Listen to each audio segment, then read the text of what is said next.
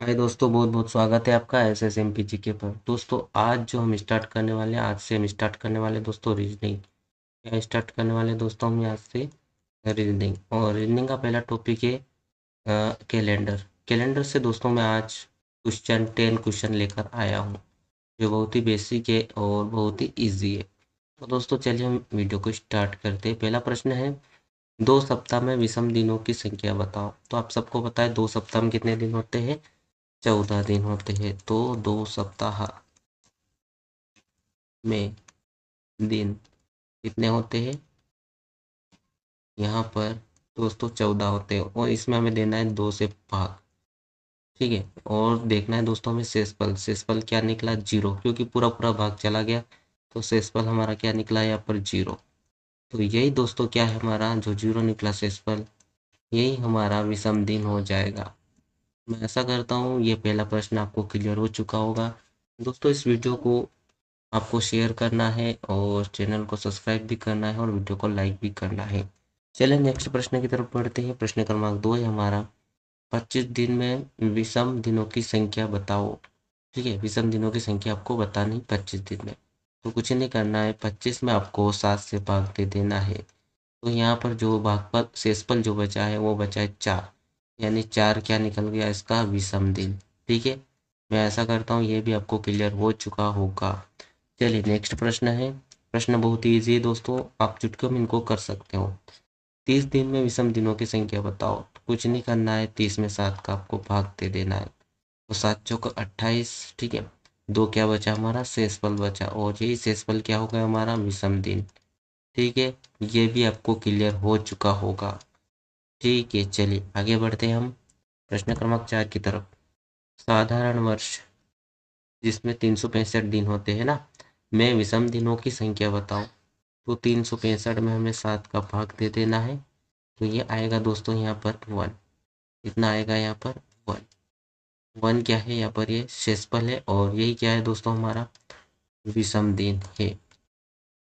ठीक है, चलिए आगे बढ़ते हैं हम।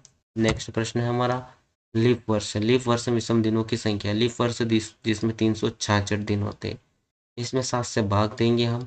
तो दोस्तों यहाँ पर बचेगा 2। 2 क्या है दोस्तों? हमारा यह विषम दिन है। ये भी आपको क्लियर हो चुका होगा, बहुत ही सरल प्रश्न था। ठीक है, छोटा बच्चा भी इसको कर सकता है। चलिए प्रश्न क्रमांक 6 की तरफ बढ़ते हैं। यदि 1 जनवरी 1987 को रविवार है तो 31 दिसंबर को कौन सा दिन होगा? सबसे पहले देखना है दोस्तों हमें कि 1987 लीप वर्ष है या नहीं है, साधारण वर्ष है। ठीक है, तो इसके लिए हम क्या करेंगे? यहाँ पर 4 से भाग देंगे। जब 4 का भाग पूरा पूरा चला जाता है तो वह जो ये वर्ष होता है वह लीप वर्ष होता है। तो यहाँ पर देखो लास्ट में 7 है, इसका मतलब देख सकते हो आप यहाँ पर, ये 4 से पूरा डिवाइड नहीं होगा। मतलब हम कह सकते हैं कि जो 1987 है यह एक साधारण वर्ष है। कौन सा वर्ष है दोस्तों? साधारण वर्ष है। ठीक है, और साधारण वर्ष में क्या होता है?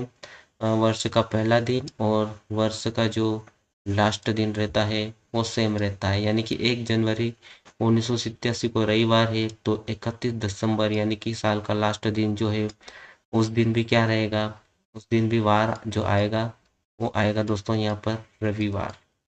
ठीक है, आशा करता हूँ कि आपको क्लियर हो चुका होगा। ठीक है, ऐसे प्रश्न अब आप चुटकियों में कर सकते हो। चलिए हम नेक्स्ट प्रश्न की तरफ बढ़ते हैं। प्रश्न 7वां जो है हमारा वो देखते हैं। 1 जनवरी 2004 को रविवार है तो 31 दिसंबर को कौन सा दिन होगा? तो यहाँ पर देखो दोस्तों 2004 जो है वो लीप वर्ष है, क्योंकि इसमें 4 का भाग पूरा पूरा जा रहा है। ठीक है दोस्तों, इसमें 4 का जो भाग है, 1 मिनट, ये क्या है दोस्तों? लीप वर्ष है और इसमें 4 का भाग पूरा पूरा जा रहा है। ठीक है, तो पूरा पूरा जा रहा है तो यहाँ पर हम देख सकते हैं कि 1 जनवरी 2004 से 31 दिसंबर 2004 तक जाना है हमें। तो इसमें क्या होता है? लीप वर्ष में एक दिन जुड़ जाता है। ठीक है, यहाँ पर क्या है? रविवार है। ठीक है, क्या है दोस्तों? रविवार है, तो इसमें +1 दिन हो जाएगा, एक दिन जुड़ जाएगा। तो यहाँ पर 31 दिसंबर को सोमवार हो जाएगा। ये हमारा इसका राइट आंसर हो जाएगा। आशा करता हूँ आपको क्लियर हो चुका होगा। लीप वर्ष में एक दिन जुड़ जाता है, ठीक है। और साधारण वर्ष में जो पहला दिन है वही आखिरी दिन होता है। ये आपको क्लियर हो चुका होगा। चलिए हम आगे बढ़ते हैं।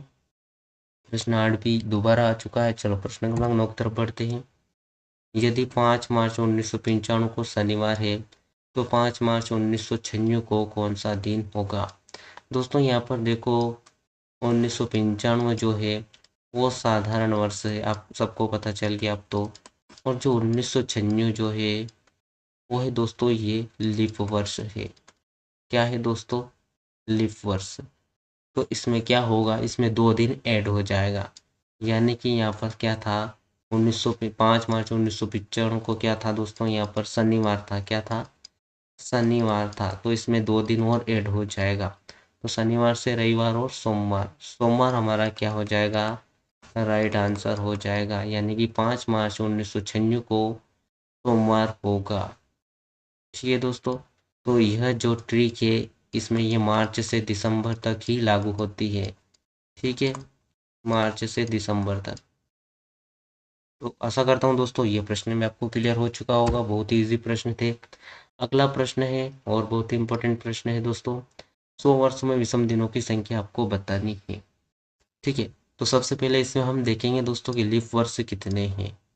ठीक है, तो लीप वर्ष निकालने के लिए हम क्या करते हैं दोस्तों, यहाँ पर आपको पता है हम 4 का भाग देते हैं। 4 का भाग देंगे, 4 दूना 8, 2 बचे, 4 पंजे 20। इसमें से हम क्या कर लेंगे, एक माइनस कर लेंगे, तो ये क्या निकल जाएगा हमारा लीप वर्ष। यानी कि 100 वर्षों में कितने? 24 लीप वर्ष। 100 वर्षों में 24 लीप वर्ष होते हैं दोस्तों। 1 मिनट, हाँ, क्या होते हैं? 24 लीप वर्ष होते हैं अपने 100 वर्षों में। ठीक है, ऐसा करता हूँ ये आपको क्लियर हो चुका होगा। अब क्या करेंगे हम, 24 में 2 का गुणा करेंगे। ठीक है, 24 तो लीप वर्ष हो गए। साधारण वर्ष कितने होंगे? तो 100 में से हम 24 को घटा देंगे तो साधारण वर्ष हो जाएंगे दोस्तों हमारे 76। ठीक है, अब इसमें इसका गुणा कर देंगे तो ये हो जाएगा यहाँ पर 48 प्लस 76। अब इन दोनों को हम जोड़ लेंगे। ठीक है, ये 8 और 6 14 हो गए, 4 11 और 1 12 हो गए। अब दोस्तों इसमें क्या करना है, आपको 7 से भाग देना है। ठीक है, 7 से भाग देना है तो 7 एकम 7, एक बार गया। फिर कितने बच गए यहाँ पर? 4 बच गए, 8 9 10 11 12 5 बच गए। ठीक है, तो वही होगा हमारे 54। 7 छंग 42, 7 सत्ते 49। ठीक है, कितने हो गए दोस्तों? 49। अब 54 में से 49 को घटा दो तो कितने बच जाएंगे हमारे? 5 बच जाएंगे। ठीक है, तो 5 जो है हमारा क्या है दोस्तों यहाँ पर? विषम दिन। ठीक है, तो 100 वर्षों में कितने? 5 विषम दिन होते हैं। ठीक है, ये आपको याद रखना है। 100 वर्षों में कितने? 5 विषम दिन होते हैं। और 100 वर्षों में कितने? 24 लीप वर्ष होते हैं। ये आपको याद रखना है, बहुत ही इंपॉर्टेंट है दोस्तों। आगे के प्रश्न जो बड़े बड़े आएंगे वो इन्हीं की मदद से आप आसानी से कर पाओगे। ठीक है, अगर आपको पूछ ले कि 200 वर्षों में विषम दिनों की संख्या आपको बतानी है तो कैसे निकालोगे? तो कुछ नहीं करना है आपको। दो 200 वर्षों को पूछा तो 2 गुणा 100 वर्षों में कितने विषम दिन होते हैं? 5 बटा आपको कर देना है यहाँ पर 7। ये हो जाएगा 10/7। जब भाग दोगे तो कितना बचेगा? 3। यानी कि 200 वर्षों में 3 विषम दिन होते हैं। कितने? 3 विषम दिन होते हैं हमारे 200 वर्षों में। ठीक है, अगर वो पूछ ले कि 300 वर्षों में कितने विषम दिन, तो कुछ नहीं करना है आपको। 300 वर्षों का पूछा 3, ठीक है, उसमें करना है 2 का गुणा। ठीक है, सॉरी उसमें करना है 5 का गुणा। यानी 100 वर्षों में 5 विषम दिन होते, बटा कर देना है यहाँ पर 7। तो ये हो जाएगा दोस्तों हमारा 15/7। तो यहाँ पर क्या हो जाएगा? 300 वर्षों में एक विषम दिन होता है।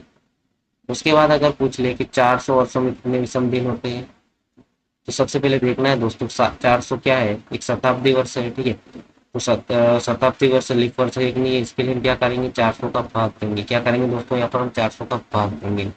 ये 400 पूरा चला गया भाग, यानी शेषफल क्या बचा हमारा? 0 बचा। तो इसमें विषम दिनों की संख्या निकालनी है तो कैसे निकालेंगे हम? यहाँ लिखेंगे हम दोस्तों 400 वर्षों का पूछा तो 4 100 वर्षों में कितने विषम दिन होते हैं? 5। ठीक है, और बटा हो जाएगा हमारा 7, और प्लस में 1 जुड़ जाएगा। क्यों जुड़ेगा? क्योंकि ये क्या है, एक ये जो शताब्दी वर्ष जो है ये क्या है, लीप वर्ष है। तो ये हो जाएगा दोस्तों हमारा 4×5 = 20 और 21/7। ठीक है, क्या हो जाएगा दोस्तों हमारा 21/7। 7 या 21 यानी भाग पूरा पूरा चला गया।